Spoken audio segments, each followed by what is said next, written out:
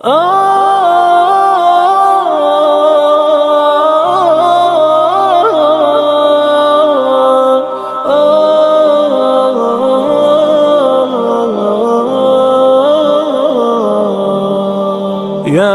حامل القرآن قد خصك الرحمن بالفضل والتيجان والروح والريحان.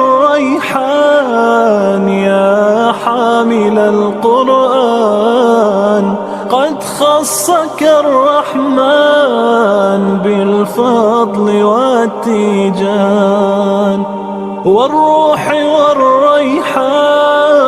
يا دائم الترتيل للذكر والتنزيل، بشراك يوم رحيل ستفوز بالغفران.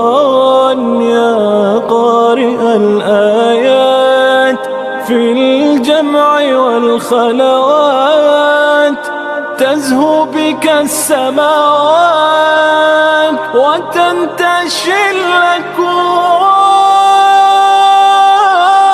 يا حامل القرآن، يا حامل القرآن.